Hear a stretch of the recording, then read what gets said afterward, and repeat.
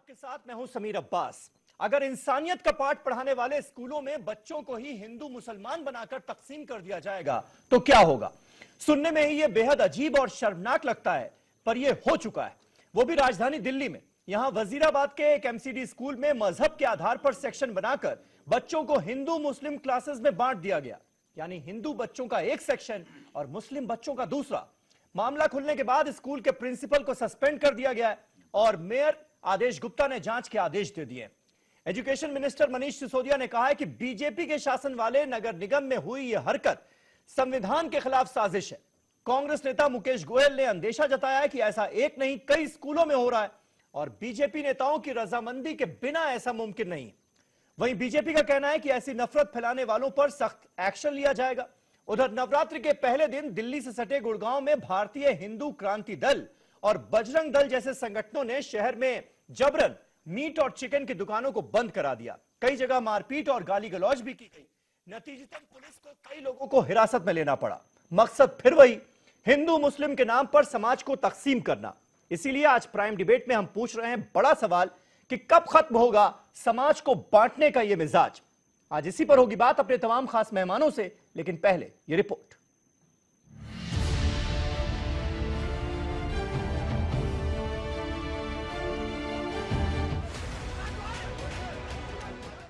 मुल्क में हिंदू मुस्लिम तफरीक अब तालीमी इदारों तक पहुंच गई है। बीजेपी के इख्तिदार वाली दिल्ली म्यूनिसिपल कॉरपोरेशन के एक स्कूल में तलबा को मजहब की बुनियाद पर तकसीम करके अलग अलग क्लासों में बिठाया जाने लगा। वाकया वजीराबाद गांव की गली नंबर 9 में कायम एमसीडी प्राइमरी स्कूल का है। खबर की हकीकत न्यूज 18 की जांच से साबित हुई।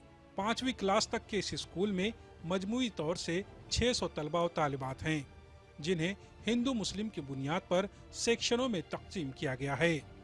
हर दर्जे के सेक्शन ए में हिंदू तलबा हैं तो सेक्शन बी में मुस्लिम तलबा हैं। इस तकसीम की वजह स्कूल की एक साबिका आया ने यह बताई कि बच्चों में अमीर गरीब का झगड़ा होता था, इसलिए उन्हें अलग अलग बिठाया जाने लगा। स्कूल की इस हरकत पर कुछ बच्चों के वालिदैन ने खुलकर नाराजगी जाहिर की तो कुछ ने मजबूरी जताई। मामले की संगीनी को देखते हुए मकामी काउंसलर और मकामी अफराद ने स्कूल इंचार्ज CB सहरावत की गिरफ्तारी का मुतालबा किया। किस क्लास में पढ़ते हो? 50B। क्या तुम्हारे जो स्कूल में है, क्या हिंदू मुस्लिम बच्चे अलग अलग बैठते हैं? कैसे बिठाया जाता है हमको बताओ। मतलब ये B क्लास है वो अलग बिठाते हैं बच्चों को, मतलब पलंग बिठाते हैं हिंदू को, और एक क्लास है वो हिंदू की वो नीचे है 50B की। अच्छा। और यहाँ इधर हिंदू है पलंग मुस्लिम है। क्यों ऐसा क्यों करते हैं? आप साथ में आप लोग खेलते नहीं हो? खेलते साथ में तो खेलते नहीं, लेकिन बिठाते नहीं है साथ में। बाकी ये जो इन्होंने किया है गलत किया है, ऐसा तो नहीं है। अब हम भी यहाँ इसी स्कूल में हम भी पढ़े हुए हैं, इसी स्कूल में हम भी पढ़े हैं। यहाँ हिंदू मुस्लिम सभी रहते हैं, 50 साल सभी रह रहे हैं यहाँ पे। हमें भी 30 साल हो गए रहते हुए। सब बच्चे पढ़े हैं, हर तरह के हर कौम का बच्चा यहाँ पढ़ा है। ऐसी कोई हरकत कभी हुई नहीं कि ना टीचर ने कभी अलग ऐसा कोई मोल भाव रखा ही नहीं। ये तो आज पहली बार ज़िंदगी में हम सुन रहे हैं और देख रहे हैं। तो प्रिंसिपल साहब वहाँ नहीं थे, सारे मीडिया के लोग थे। तो हम बैठे, मैंने प्रिंसिपल को फ़ोन किया कि भाई आप इमीडिएट आइए कहाँ हो। तो वो वहीं कहीं आसपास थे, छुपे हुए थे या जो। तो उन्होंने कहा मैं आसपास हूँ। मैंने कहा इमीडिएट स्कूल में आइए और आप बताइए कि ये आपने कुछ किया है या नहीं किया है, क्या मामला है। तो वो आए और आने के बाद उन्होंने कहा कि हाँ जी मैंने जो है ये मजहबी आधार पर डिवीज़न किया है। तो पूछा गया कि क्यों किया है, कह जी ये मेरी अपनी सोच है। हिंदुओं और मुसलमानों के दरमियान खलीज हालिया दिनों में गहरी होती चली जा रही है। बल्कि ये कहना ज्यादा सही होगा कि कुछ अनासिर फिरक़ेवाराना खलीज को गहरा से गहरा करने में लगे हुए हैं। हरियाणा के गुरुग्राम में नवरात्रि के पहले ही दिन फिरक़ेवाराना कशीदगी देखी गई। हिंदू तंजीमों के कारकुनों ने गोश्त की दुकानों को जबरदस्ती बंद कराने की कोशिश की। अखिल भारतीय हिंदू क्रांति दल और बजरंग दल समेत मुख्तलिफ हिंदू तंजीमों के अहदेदारों और सैकड़ों कारकुनान ने शीतला माता मंदिर रोड पर CRPF चौक के पास गोश्त की एक दुकान को बंद कराने की कोशिश की। इस दौरान दुकानदार की पिटाई भी की गई।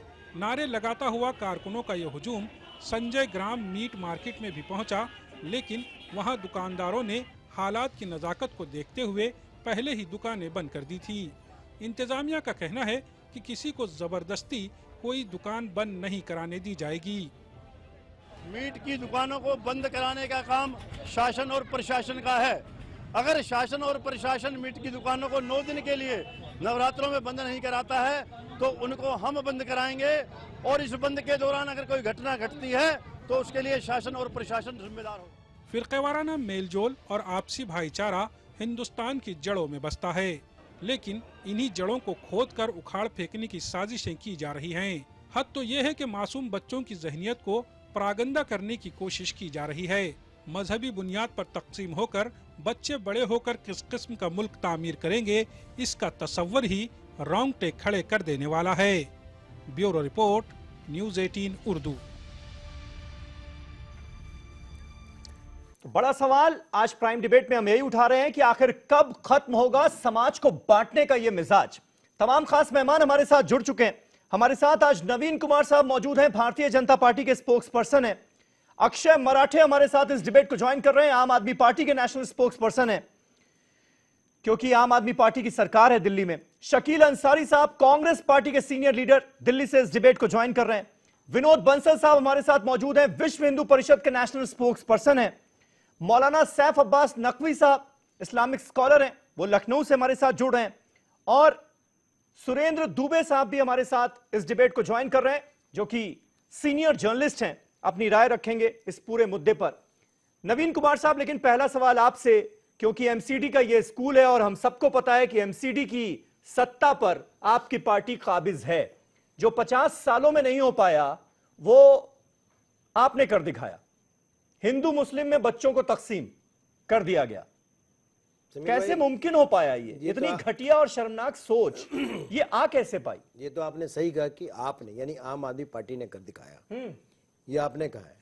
लेकिन फिर भी मैं एक बात कहना चाहता हूँ। मेरा आपका मतलब है आपने, आपकी पार्टी ने। हाँ, मैंने आपने क्योंकि आप ही की पार्टी तो काबिज है ना, इसलिए तो आपने कहा ना कि आपकी पार्टी, हमने तो सीधा सीधा इल्जाम नहीं बल्कि हम पर ठप्पा लगा दे कि भारतीय जनता पार्टी ने किया है। नहीं, एमसीडी में कौन है, सत्ता में कौन है? देखिए, सत्ता में रहेंगे तो सवाल आप ही से पूछे, सवाल खूब, सत्ता यानी जिम्मेदारी, सवाल पूछने चाहिए जी, बिल्कुल पूछने चाहिए। हाँ, और लोकतंत्र की यही खूबसूरती कि अगर कोई सत्ता में हो या फिर विपक्ष में भी हो, हाँ, उसे सवाल पूछने चाहिए, सही बात, उसका जवाब देना चाहिए जी, जब कैसी भी स्थिति हो। हाँ, लेकिन कभी भी ये नहीं होना चाहिए कि मैं यहाँ आऊं और मैं किसी का पहले पूरा चीर हरण कर दूं, उसके शरीर के दो पूरा ब्लेड से फाड़ दूं और उसके बाद मैं सिलूं, कहूं मैंने सिल दिया, नहीं ठीक है। हाँ, ऐसा भी नहीं होना चाहिए। हाँ, तो अब जवाब दीजिए ना, छोड़िए, जवाब दीजिए। स्कूल की बात करें जी जी, दिल्ली के अंदर 272 निगम पार्षद है और 272 ही नगर निगम के स्कूल है, यानी कि जितने स्कूल हैं उतने ही निगम पार्षद हैं। ठीक है, और हर वार्ड में एक एक स्कूल है। ठीक है, और जिस वार्ड में स्कूल है उस स्कूल का चेयरमैन वो उस क्षेत्र का निगम पार्षद होता है। बड़ी महत्वपूर्ण बात बता रहा हूं मैं, समझ, क्योंकि आपके चैनल पर इस पर आज सुबह भी और दिन में भी कई बार डिबेट हो चुकी है, जी, उसमें मैं भी था 1-2 बार। ठीक है, तो इसमें जो जिस एक वार्ड में एक स्कूल और उस स्कूल का चेयरमैन उस क्षेत्र का निगम पार्षद। ठीक है, उसके बाद उस स्कूल की, हर स्कूल की एक मैनेजमेंट कमेटी बनी है जिसमें 10 लोग होते हैं, पेरेंट्स होते हैं, और वो बनाता निगम पार्षद ही है, उसी के पास अधिकार है कानूनन तौर पर। तो इस क्षेत्र के, जिसकी बुराड़ी जी वजीराबाद के जिस स्कूल की हम बात कर रहे हैं, इस क्षेत्र का निगम पार्षद जो है वो लता सांगवान जी है। लता सांगवान जी कांग्रेस की पार्षद है, उनके जो पति हैं वो एनएसआई के बड़े नेता हैं। दूसरा, इस क्षेत्र में जो उन्होंने इस स्कूल के अंदर मैनेजमेंट कमेटी बनाई है वो भी उन्हीं के लोग हैं, किसी और के लोग नहीं है। महत्वपूर्ण बात यह है कि दिल्ली के अंदर निगम पार्षद होने के बावजूद 272 के बाद भी 13 विधायक आम आदमी पार्टी के और 30 मनोनीत निगम पार्षद भी है जो आम आदमी पार्टी के कार्यकर्ता है। समझना, 10 सेकंड नहीं लूंगा एक्स्ट्रा, लेकिन व्यूअर्स को समझ में आएगा, मेरी बात समझ लीजिए। चलिए बोलिए। मैं बताना चाहता हूं वो भी है, और इस क्षेत्र में नॉर्थ एमसीडी में सबसे ज्यादा है।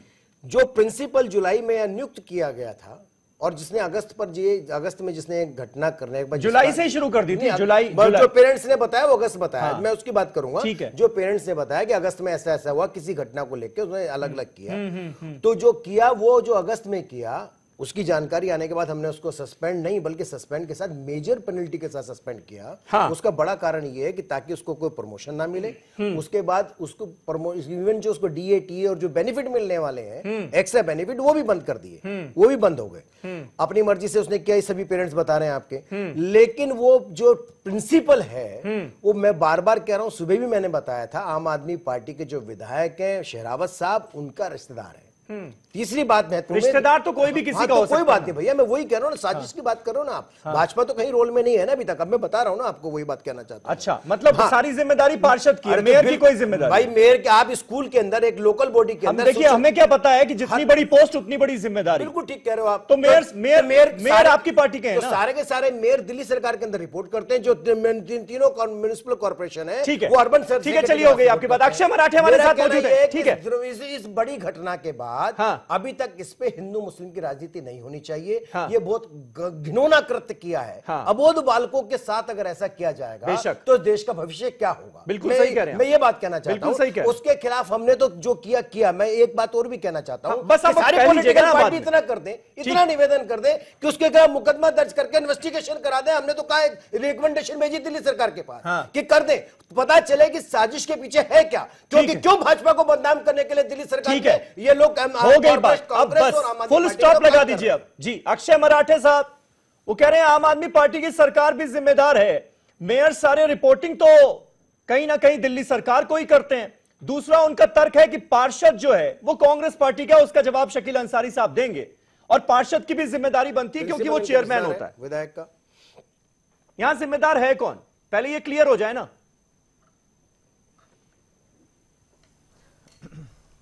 देखिए, सबसे पहली बात तो यह है कि ये स्कूल नगर निगम का स्कूल है। नगर निगम का हर स्कूल सीधे सीधे भाजपा शासित एमसीडी के अंडर आता है।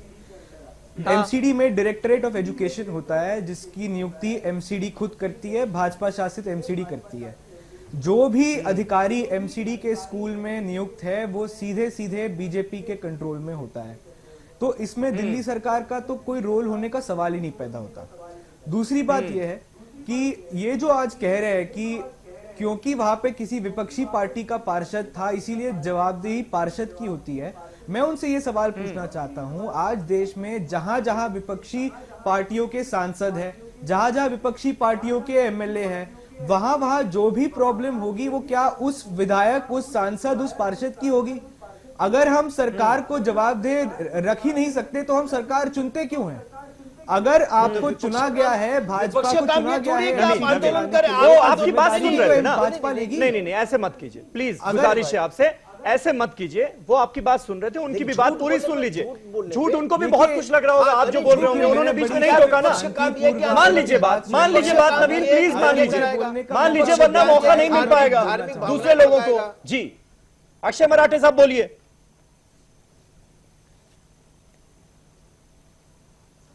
तो मेरा बस बहुत ही सिंपल सा कहना है कि जिसकी सरकार है उसी की जवाबदेही है, क्योंकि पावर भी तो उन्हीं के पास है। दूसरी बात यह है, मतलब दिल्ली सरकार की कोई जिम्मेदारी नहीं बनती अक्षय? अगर उस प्रिंसिपल, दिल्ली सरकार की कोई जिम्मेदारी इसमें नहीं बनती, क्योंकि हम सब ये जानते हैं कि भाई दिल्ली में एजुकेशन को लेकर बहुत सारे रिवोल्यूशनरी स्टेप्स उठाए जा रहे हैं। मनीष सिसोदिया को हम देखते हैं। वेट कर ले तो आपके हर सवाल का जवाब दे दूंगा। नहीं, मैं आपसे ये पूछना चाह रहा हूं कि क्या उनकी कोई जिम्मेदारी, यानी दिल्ली सरकार की कोई जिम्मेदारी नहीं है कि एमसीडी स्कूल्स में क्या चल रहा है? 30 ये बात क्लियर कर दीजिए ना। 30 पार्षद क्यों मनोनीत किया आपने आम आदमी पार्टी के नेताओं को? और 13 विधायक क्यों मनोनीत किया एमसीडी में? एमसीडी में 44 लोग आपने नॉमिनेट किए। नवीन प्लीज। जी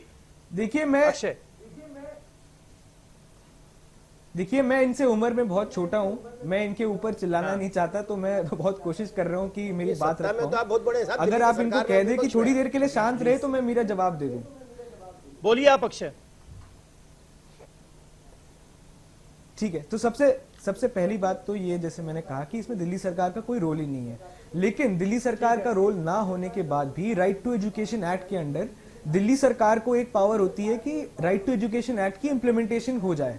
तो उसमें Delhi commission for protection of child rights नाम की एक संवैधानिक संस्था होती है, जिसने जिस दिन ये अखबार में खबर छपी उसी दिन इस प्रिंसिपल को भी नोटिस भेजी, एमसीडी के डायरेक्टर को भी नोटिस भेजी, और उनसे यह भी कहा गया कि 2 दिन के अंदर अंदर इस सारे क्लासेस को डिसॉल्व करके नए तरीके से, जो हर स्कूल में होता है, रैंडमाइज्ड बेसिस पे सेग्रीगेशन होती है, उस तरीके से इस स्कूल में भी की जाए।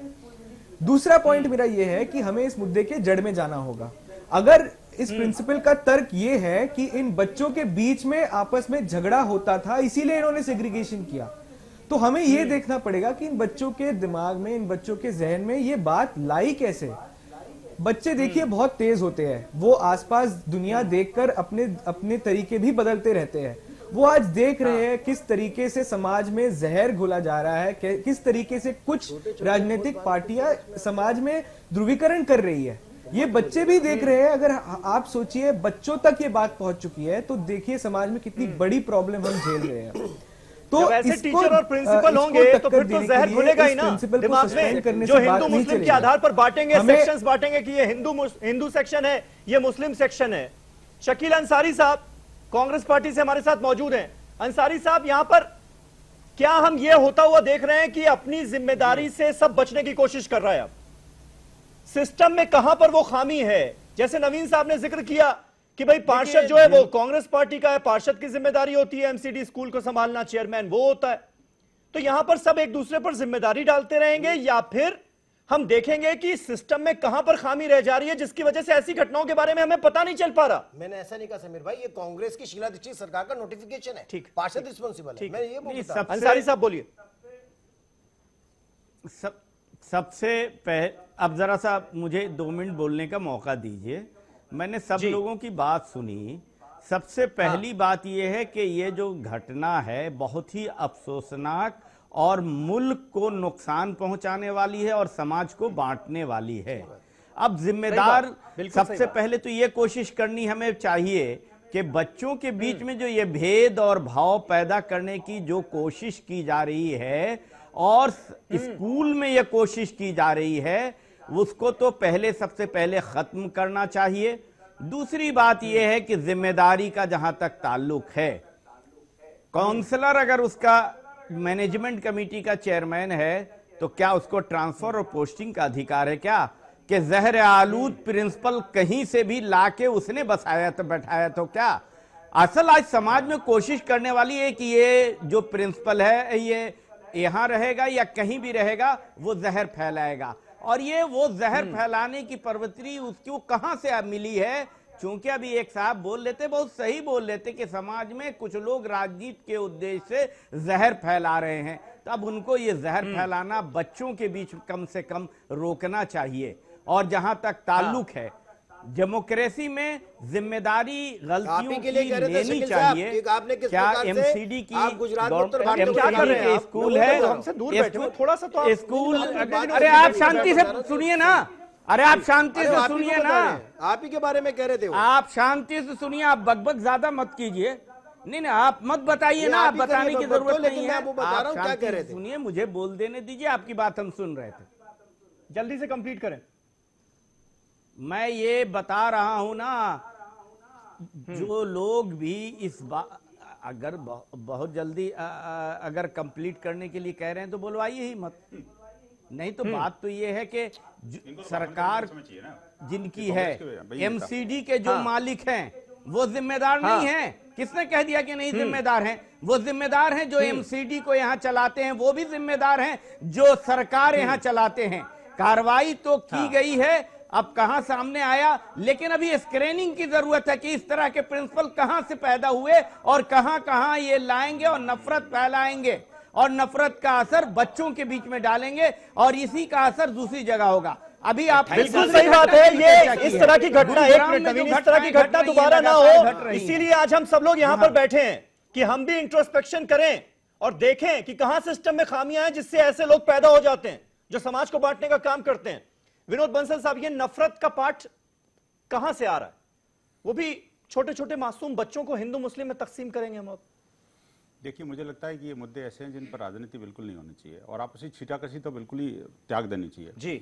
तीनों पार्टियों के प्रवक्ताओं को मैंने सुना जी। आप देखिए, बड़ी बड़ी गंभीर बात है और उसको बड़े हल्के से लिया जा रहा है। हाँ। लेकिन ये मामला कहाँ से शुरू हुआ, ये बड़ा मूल प्रश्न है जो आपने मेरे से कहा। ये कहानी वहां से शुरू होती है जब लोग ये कहते हैं कि नहीं, बच्चे हमारे ना वंदे मातरम नहीं बोलेंगे, बच्चे हमारे भारत माता की जय नहीं बोलेंगे, बच्चे हमारे जो है ना जी वो जो जनगण मनन है उसको बोलने, जो अगर किसी बच्चे ने जनगण मन बोल दिया तो उसको स्कूल से रजिस्ट्रेट कर दिया, उसको पिटाई कर। यही जड़ नजर आ रही है। अरे सुनो तो सही मेरे बात, ये जड़ नजर आ रही है। आप पूरी नहीं सुनोगे तो मेरे को आपको समझ में नहीं आएगी बात। देखो, आप भी अगर बायस होकर के काम करेंगे तो आप एंकर नहीं, ये बहुत मौजूद सवाल है जो मैं उठा रहा हूं। मौजूद है मेरा, आप जो बातें कह रहे हैं वो लोगों को बांटने के लिए जिम्मेदार है कि जब आप जबरदस्ती किसी को वो आपसे ज्यादा मौजूद है। मुझे बताइए ना, मुझे जबरदस्ती बुलवाने की कोशिश करते हैं कि बोलो वंदे मातरम भाई, मुझे बताइए यही सारी चीजें तो हो रही है बांटने के लिए। उसको प्यार से वो क्यों नहीं बोल सकता? उसको जबरदस्ती क्यों बोलना पड़ रहा है?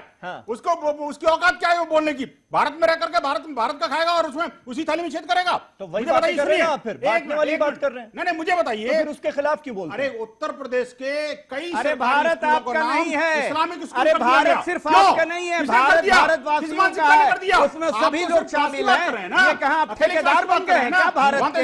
भारत के ठेकेदार आपको किसने बनाया है कि जो चाहिएगा आप डिक्टेशन दीजिएगा और वही समाज में होगा? ये नहीं होगा जो आप कह रहे हैं, बहुत गलत बात आप बोल रहे हैं, अपनी बातों को वापस लीजिए।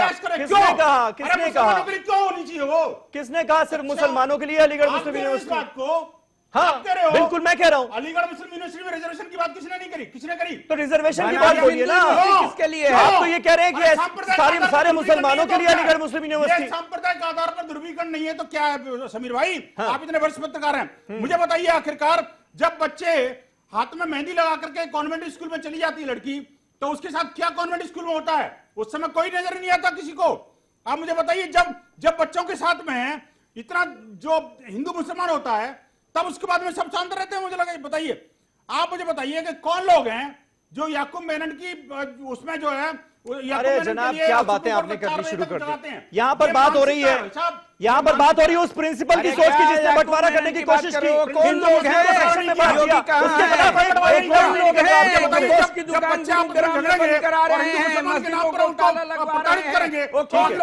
क्या करेगा? ठीक है, प्रिंसिपल को समझना चाहिए। मुझे बताइए आखिरकार पेरेंट्स से पूछा है आपने? ठीक है, मौलाना साहब अब्बास साहब, पेरेंट्स से पूछा है जो पेरेंट का क्या दर्द है? पेरेंट्स की सुना रहे थे हम आपको, बच्चे झगड़ते थे, सारी बातें पेरेंट्स की सुना रहे हैं जी। मुस्लिम बस्तियों में पुलिस और सिक्योरिटी फोर्सेस जाने से क्यों डरती हैं? आखिरकार उनकी पिटाई क्यों होती है?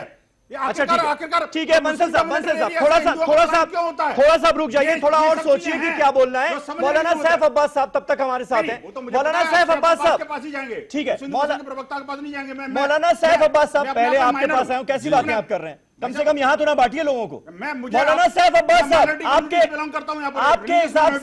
आपके हिसाब से क्या रीजन नजर आता है इस सोच का, और ये खत्म कैसे होगी?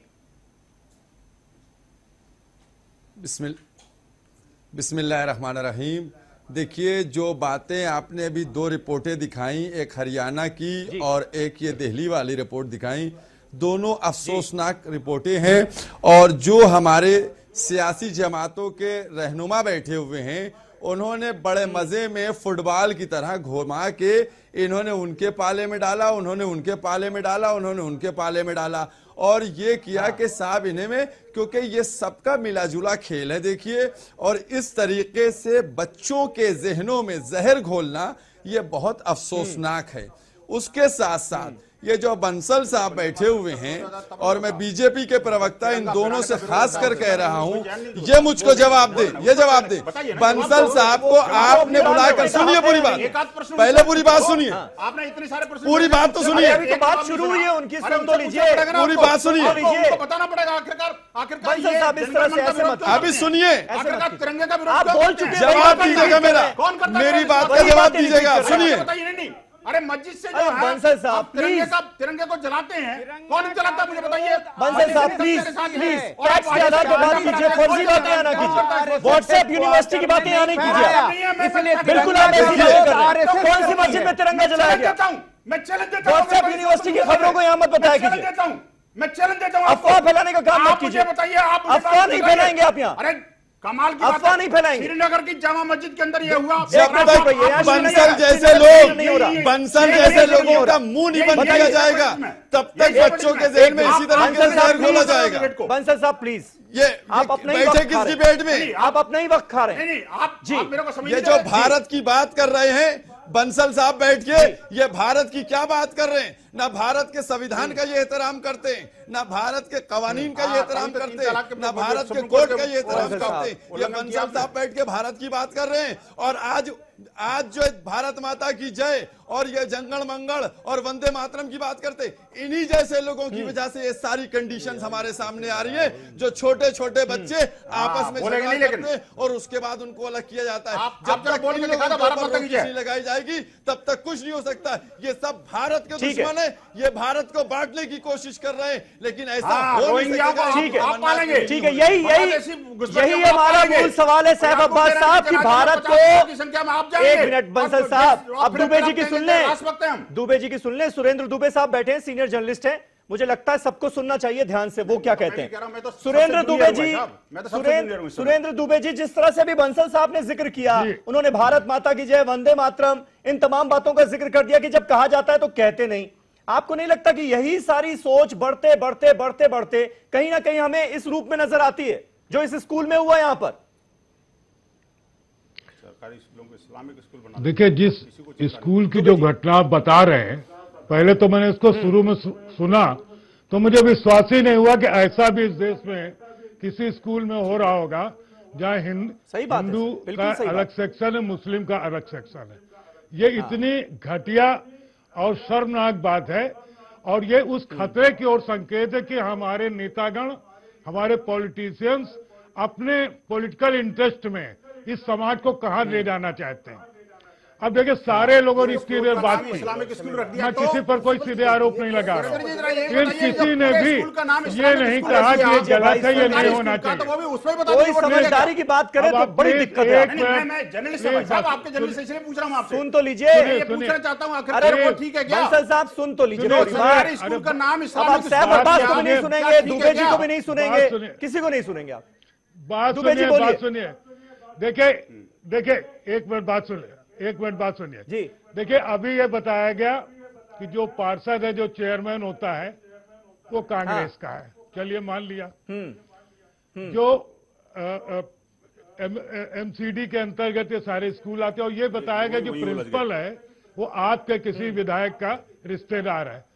अब आगे आ जाइए, ये हो कहा रहा केंद्र सरकार की नाक के नीचे जो हमारी दिल्ली है, वो कोई कर रहा। इतनी गंभीर घटना है कि ये आपस में लड़ने के बजाय और ये कहने के बजाय कि आपकी नीतियों से हो रहा है, मुझे लगता है कि उस प्रिंसिपल को वो चाहे जो इसको तुरंत एनएसए में अरेस्ट किया जाना, एनएसए में तुरंत अरेस्ट किया जाना चाहिए, क्योंकि ये गलत बात है। अरेस्ट होना चाहिए, सस्पेंशन जो है वो एक्शन नहीं माना जाएगा। एक छोटा सा ब्रेक ले रहे हैं दुबे जी, मैं दूसरा सेगमेंट जो है वो आप ही से शुरू करूंगा। आपकी बात पूरी नहीं हो पाई, मैं माफी चाहता हूं। यहाँ पर स्टूडियो में बैठे लोग जो हैं वो आपकी बात नहीं पूरी होने दे रहे। मैं एक छोटा सा ब्रेक ले रहा हूं, फौरन होते हैं हाजिर और इस बहस को आगे बढ़ाते हैं, कहीं ना जाइएगा।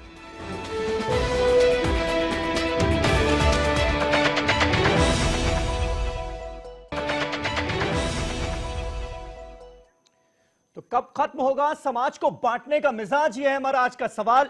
ब्रेक से पहले सुरेंद्र दुबे साहब हमारे साथ जो लखनऊ से सीनियर जर्नलिस्ट मौजूद हैं, वो अपनी बात रख रहे थे, उनकी बात बीच में कट गई। दुबे जी, इसी में एक और इंसिडेंट में जोड़ देता हूं।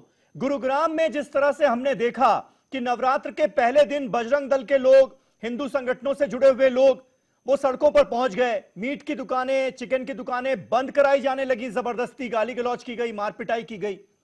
ये इससे पहले तो हमने कभी देखा नहीं। तो फिर क्या ये जानबूझकर किया जा रहा है क्या? देखिए यहाँ भी आप गलत कर रहे हो। एक मिनट दुबे जी को बोलने दीजिए। दुबे जी से पहले आप ही तो अपना करेक्शन करिए ना। मैं मुझे कोई करेक्शन नहीं करना। नहीं, आप बजरंग दल का नाम जो मैं बोल रहा हूँ सही बोल रहा हूँ। बजरंग दल के आपके संयोजक वहां पर मौजूद हैं, सीना चौड़ा करके बाइट दे रहे हैं। नाम बताता हूँ मैं आपको, नाम बता दूंगा, एक मिनट बताऊंगा, अभी बता रहा हूँ। दुबे जी बोलिए प्लीज। हाँ देखिए, मैं बगैर नाम लिए बात कह देता। सुनिए आप, जो लोग भी ये काम कर रहे हैं, जो ओछी बुद्धि के लोग ये काम कर रहे हैं कि साहब वो नवरात्र है तो वहां पर दुकान नहीं खुलने देंगे, या जिस ओछी बुद्धि के लोग कॉलेज में ये कर रहे हैं कि वो बच्चों को, हिंदू को ए में रखें, मुस्लिम को बी में रखें, ये इस देश का संविधान अलाउ नहीं करता। इवन माइनॉरिटी इंस्टीट्यूट में भी सारे लोग पढ़ते हैं, कोई सेक्शंस कैसे बनते हैं, कभी मेरिट के आधार पर,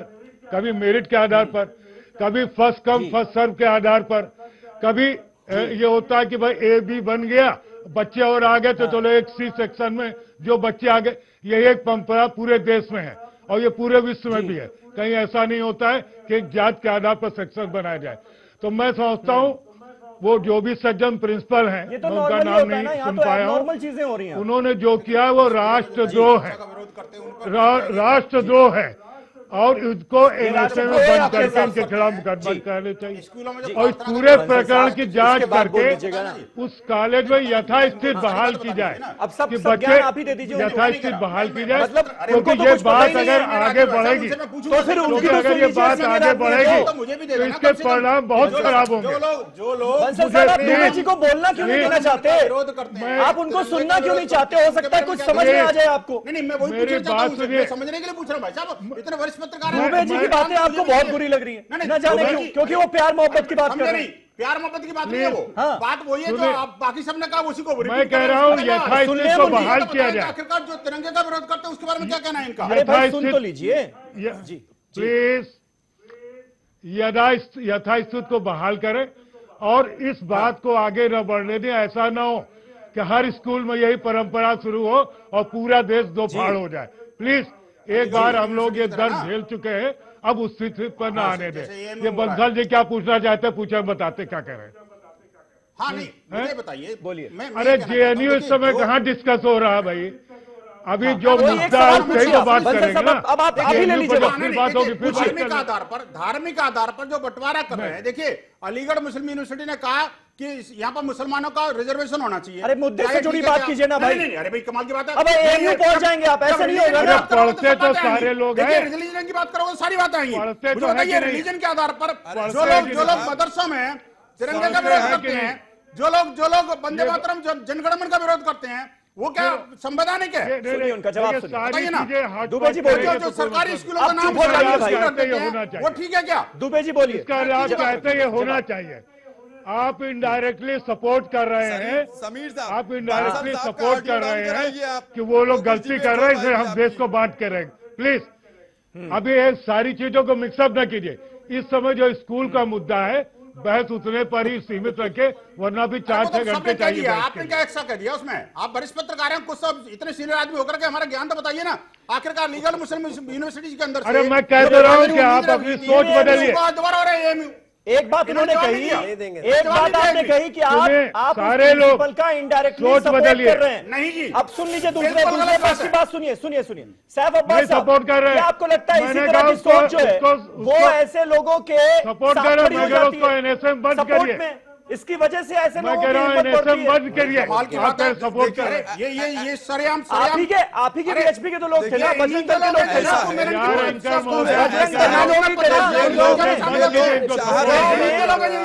के लिए सुप्रीम कोर्ट का 3 बजे तक जगाते हैं। अच्छा ठीक है, ये इन्हीं के लोग इनका ऑडियो टोन डाउन कर रहे हैं। ठीक। अगर आपको डिबेट कराना है सभी सारे ऑडियो बंद कीजिए। आप इस्लामिक स्कूल जस्टिफाई आप प्रिंसिपल को जस्टिफाई कर रहे हैं। इससे पहले आपने कभी देखा? नवरात्र तो हमेशा मनाया जाता है, सब लोग बड़े अच्छे से मनाते हैं, हर साल मनाते हैं, लेकिन इस साल कि भाई आप जबरदस्ती दुकानें बंद करवाओ, ये तो हम पहली बार देख रहे हैं।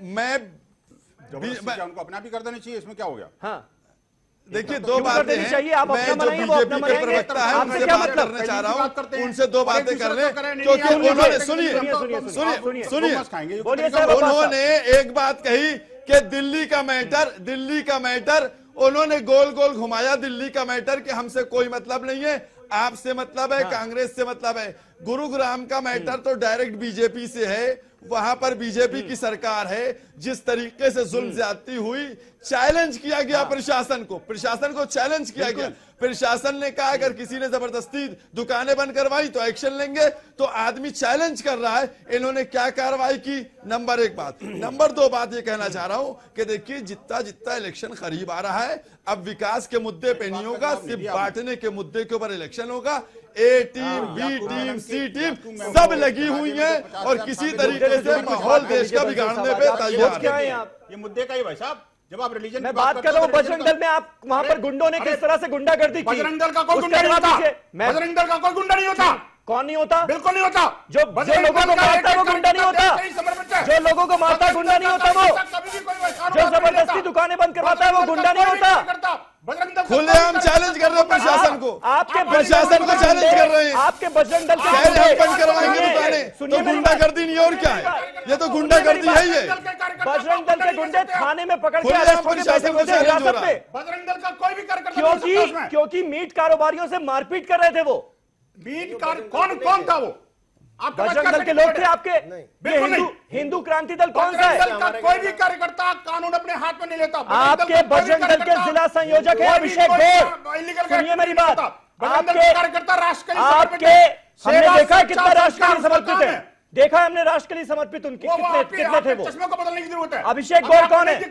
अभिषेक गौर कौन है? अभिषेक गौर कौन है? अभिषेक गौर कौन है? गुरुग्राम का आपका बजरंग दल का संयोजक है नहीं है? को चैलेंज करना गुंडागर्दी नहीं तो क्या है बताइए आप। गुरुग्राम में मीट कारोबारियों से मारपीट करने वाले बजरंग दल के लोगों के खिलाफ क्या एक्शन लेंगे आप बताइए आप। अभिषेक गौर आपका संयोजक वहां पर मौजूद था जिसके नेतृत्व में यह भीड़ निकाली गई थी, जिसने मार पिटाई की। पुलिस ने तमाम लोगों को अरेस्ट करके थाने में बिठा के रखा। अब बोलिए, आपकी बोलती बंद हो गई अब आपकी? कैसे पूछ रहा? आप ही से पूछ रहा हूं विनोद जी, बंसल साहब आप ही से पूछ रहा हूं, बजरंग दल किसका संगठन है? वीएचपी से जुड़ा हुआ है या नहीं? बजरंग दल हमारा संगठन है। तो फिर बजरंग दल का कार्यकर्ता कोई नहीं हो सकता है। गुंडागर्दी से रोकते क्यों नहीं? बिल्कुल नहीं करता कोई, बजरंग दल गुंडागर्दी करता ही नहीं। ये अभिषेक गौर कौन है? हो ही नहीं सकता। अभिषेक गौर कौन है? जिसके नेतृत्व में ये जुलूस निकला कह दिया आपको, जिसने मीट कारोबारियों की पिटाई की? बिल्कुल नहीं।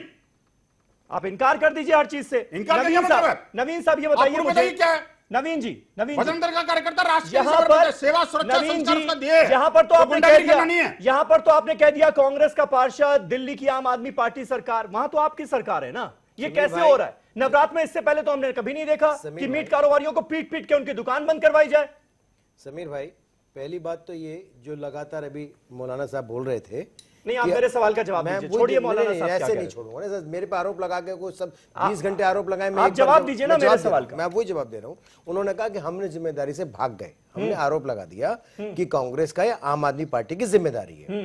हमने ऐसा नहीं किया। हरियाणा में तो आपकी सरकार है ना। समीर भाई प्लीज, मैं तो बिल्कुल बड़ी शांति से बैठा हूँ। अरे हरियाणा में तो आपकी सरकार है शांति से, हरियाणा की बता दीजिए, दिल्ली छोड़ दीजिए, छोड़िए ना, छोड़ दूंगा भाई। हरियाणा पे आइए, कांग्रेस गुरुग्राम पे आइए। समीर भाई ये नहीं हो सकता कि कांग्रेस के नेता, मैं आपसे जब गुरुग्राम के बारे में पूछ रहा हूं, पार्टी की बात कर रहा या मौलाना साहब सब मेरे पे आरोप लगाए और मैं एक भी जवाब ना दूं उनका। हाँ। व्यूअर्स के पास क्या जाएगा कि मैं आरोपित हूं। ये भारतीय हिंदू क्रांति दल हमारा नहीं है, बजरंग दल के लोग। फिर वही बात, ये क्यों आकर गुंडागर्दी कर रहे हैं वहां पर? फिर मेरी बात सुनिए, अभी विषांतर मत करिए, मेरी बात सुन लीजिए। मेरे को इनको आपने छूट दे रखी है। मैं इस सवाल का जवाब भी दूंगा, मेरे को इतनी देर में तो जवाब दे देता भाई मैं। हाँ। मेरी हरियाणा में छूट है इनको। अरे मेरी बात सुनेंगे तब ना, मैं कह रहा हूं ना, कम से कम देर में जवाब दे देता। आज मेरा कहना यह है कि हमने कोई जिम्मेदारी से नहीं बचे, उस प्रिंसिपल के खिलाफ हमने कड़ी कार्रवाई की जिसने अपनी मर्जी से ऐसी घटना करी और किसके कहने पे करी, वो जांच चल रही है। पहली बात। अच्छी बात। दूसरी बात, गुरुग्राम, दूसरी रुक जाओ सर, गुरुग्राम नहीं, पहले तो बड़ा ग्राम है गुरुग्राम। गुरुग्राम वो भी आऊंगा। गुरुग्राम आपकी सरकार है ना, आपने कहा लॉ एंड ऑर्डर आपको मेंटेन करना है, वहां पर लोगों को परेशान किया जा रहा है। देश में मीट कारोबारियों को पीट रहे हैं आप लोग। हम लोग नहीं पीट रहे हैं भाई। तो फिर क्यों नहीं अरेस्ट करते? जो गुंडे पीट रहे हैं वो पकड़े गए, उसे हमारा कोई लेना देना तो नहीं। बजरंग दल के गुंडे जो है उनके खिलाफ एक्शन लिया जाएगा ना। छोड़ रहे हो आप हिंदू क्रांति दल के लोगों का नाम लगातार देते रहे, उससे भाजपा या संघ का कोई लेना देना नहीं है, पहली बात। दूसरी बात सुन लीजिए, वहां पर लोग एक्सेप्ट कर रहे हैं। अभिषेक गौर जो है बजरंग दल के संयोजक एक्सेप्ट कर रहे हैं, हमने निकाला, हम नहीं खुलने देंगे, नहीं खुलने देंगे। जो आधिकारिक तौर पर हम बोल रहे हैं वो गलत है, और जो दूसरा आदमी बोल रहा है वो एक आदमी वो आपके लिए सच्चा है। बेशक आप समझते हो। अच्छा, मेरी बात सुन लीजिए, मतलब वो बजरंग दल का नहीं है। मुझे 4 घंटा कर दीजिए ना। नफरत की राजनीति देश में कौन कर रहा है? नफरत की राजनीति देश में कौन कर रहा है? अभिषेक गौर से हमारा कोई वास्ता नहीं है। नफरत की राजनीति उत्तर भारतीयों को भगाने वाला कौन? कांग्रेस के लोग। आज कर्नाटका में हिंदी कन्नड़ के बीच में लड़ने वाला कौन? कांग्रेस के लोग। मेरी बात समझ लीजिए। हाँ तो मैं बताऊंगा ना साहब। आज बताइए, दिल्ली के अंदर उत्तर भारतीय कोई भी दिल्ली सरकार के अस्पताल में इलाज नहीं करा सकता, दिल्ली सरकार ने बैन किया हुआ है, उसकी जिम्मेदारी भी हमारे ऊपर है क्या? आज दिल्ली के अंदर 26,000 टीचरों की पोस्ट खाली है, मनोहर खट्टर उर्दू टीचर की पोस्ट खाली है, उसको नहीं भर रहे, उसको कल रद्द कर दिया। आम आदमी पार्टी बताने को तैयार नहीं है, उसकी कोई जिम्मेदारी नहीं है। देश में जहां जहां भाजपा की सरकार है, जहां जहां भाजपा की सरकार है वहां कांग्रेस उसके साथ ही दंगे कराएंगे और कहेंगे सरकार सत्ता में उसकी जिम्मेदारी है। कैसी प्रकार की अक्षय मराठे बोलिए, अक्षय मराठे बोलिए, प्रकार की राजनीति चलाएंगे आप? अक्षय मराठे साहब बोलिए, बहुत देर से सुन रहे थे, आप सुन लीजिएगा उनको। मैं एक सवाल पूछना, मेरा एक सवाल का जवाब दिलवा दी समीर साहब। पूछिए, बोलिए सैफ अब्बास साहब, बोल लीजिए आप। भाई मेरा एक सवाल, ये बीजेपी स्पोर्ट पर्सन से पूरे देश की पूरे देश की जनता ने इसीलिए कांग्रेस को सबको हटा के लाठी आपके हाथ में दिए, डंडा आपको दिया है। अब जो गड़बड़ कर रहा है उसको मार क्यों नहीं रहे, आप छोड़ क्यों रहे? आप एक्शन लीजिए। 450 लोग गुजरात में रेस्क्यू कीजिए। मेरी बात, आज देश भर के अंदर जहां जहां दंगे फैलाने वाले लोग हैं वो सत्ता में बैठे हुए लोग हैं। सत्ता में जो 60 साल तक बैठे रहे, 60 साल तक जो बैठे रहे वो लोग हैं। और आज मतलब अगर विपक्ष में हम हैं रहे इतने समय में, क्या हमने दंगे फैलाए? क्या हमने लोगों के बीच में नफरत के बीज बोला है? आज जिम्मेदारी है ये, हमारी जिम्मेदारी है कि ऐसे लोगों को पकड़े। हम लोग पकड़ रहे हैं तो उस पर राजनीति कर रहे हैं, और ऐसी राजनीति का फायदा उठा करके देश में अराजकता, सांप्रदायिक दंगे करा करके सत्ता हासिल करना चाहते हैं। अक्षय मराठे साहब, जो लोग देश में दंगे कर रहे हैं, क्या वो सत्ता में आने के काबिल है? अक्षय मराठे साहब, ये आपने इससे पहले देखा था कभी कि नवरात्रों में मार पिटाई करके दुकानें बंद करवाई जाए? सर वो तो ये समाज को बांटना नहीं है क्या? एक मिनट चुप रहिए ना, सुनिए ना। कल भी आपके अच्छा सुनिए भाई, आप उनको सुनिए, 26,000 टीचरों सुना कीजिए, थोड़ा सुना कीजिए। मेरी समीर भाई, अक्षय बोलिए। उन्होंने कल भी जवाब नहीं दिया। अक्षय बोलिए। प्रवक्ता आया नहीं, आज आया, मैं कम से कम पूछ रहा हूँ। अरे बोलने तो दीजिए उनको। 26,000 टीचर के पोस्ट खाली दिल्ली में।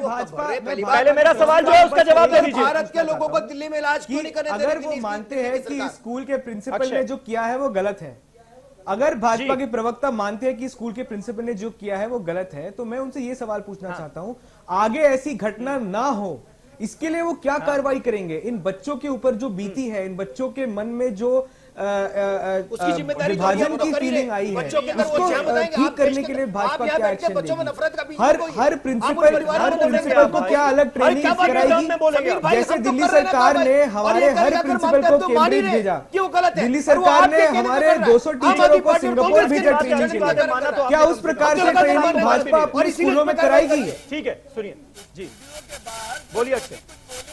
कैसे सिस्टम को दुरुस्त कैसे करेंगे ताकि ऐसे लोग जो जहर बोने वाले हैं, आप 26,000 टीचर वो ये कारनामे दोबारा न कर पाए? उर्दू टीचरों की अपने वैकेंसी क्यों रद्द करी? अच्छा बोलिए। आम आदमी पार्टी ने। और उत्तर भारत के लोग दिल्ली के अस्पतालों में इलाज क्यों नहीं करा सकते? ये बताइए अक्षय।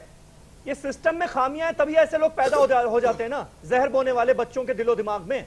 कैसे दूर होगा ये? क्योंकि कांग्रेस पार्टी के कई नेता उन्होंने कहा है कि ऐसा कई स्कूलों में चल रहा है, सिर्फ एक देखिए जैसे बोलिए, सवाल जवाब देना पड़ेगा। बोलिए अक्षय, प्रूफ दीजिए कहां का चल रहा है। नहीं देखिए, आरोप लगा के मत देखिए, जैसे मैं पहले भी कह रहा था, इसको सिस्टमिक तौर पे सॉल्व करना पड़ेगा। जैसे दिल्ली की सरकार ने अपना 26% बजट आज शिक्षा पे खर्चती है, हम हमारे प्रिंसिपल को कैम्ब्रिज भेजते हैं ट्रेनिंग के लिए, टीचर्स को हम हार्वर्ड भेजते हैं, सिंगापुर भेजते हैं ट्रेनिंग के लिए। अगर वैसे ही कमिटमेंट से, प्रायोरिटी से अगर एमसीडी के टीचरों को, स्टाफ को अगर सेंसिटाइजेशन की ट्रेनिंग दी जाए, अगर उनको अच्छी तरीके की ट्रेनिंग दी जाए, तो शायद इस प्रकार की घटनाएं एमसीडी के स्कूलों में आगे ना हो। दूसरी बात यह है, हमारे स्कूलों में, दिल्ली सरकार के स्कूलों में हमने हाल ही में हैप्पीनेस करिकुलम की शुरुआत की है। हैप्पीनेस करिकुलम में हम बच्चों को यही सीख देते हैं कि आसपास की दुनिया को समझे और उस वैसे रिएक्ट करें। हम कहते हैं कि भेदभाव ना करे बच्चे, वैसा ही हैप्पीनेस करिकुलम एमसीडी अपने स्कूलों में लागू कर दे, वैसा ही हैप्पीनेस करिकुलम एमसीडी क्या पूरे देश के हर स्कूल में लागू कर दीजिए। आप भी तो भाषण ही दे रहे हैं। अगर भाजपा सीरियस है, अगर भाजपा एमसीडी में काबिल होकर बैठे हैं, एमसीडी के स्कूलों में क्या हो रहा है? से तो गोली मार दो। एमसीडी के स्कूलों में क्या हो रहा है? आम आदमी पार्टी दिल्ली में आम आदमी पार्टी की सरकार, चुप रहिए, सुनिए थोड़ा। 26,000 दिल्ली के अंदर सुनिए थोड़ा सा, और आप लोग थोड़ा मिलकर काम कीजिए। बीजेपी और आम आदमी पार्टी लड़ते रहते हैं आप लोग हमेशा। हम लड़ रहे हैं, उनसे पूछो क्यों नहीं टीचर भर रहे हैं?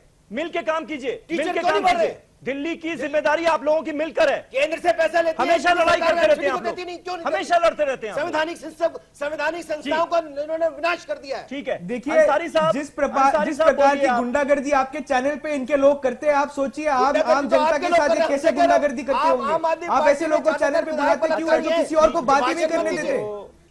छोटा सा ब्रेक ले रहे हैं, ब्रेक के बाद खबरों का सिलसिला जारी है। कल एक नए टॉपिक पर नई डिबेट के साथ हाजिर होऊंगा, तब तक के लिए शब बखैर।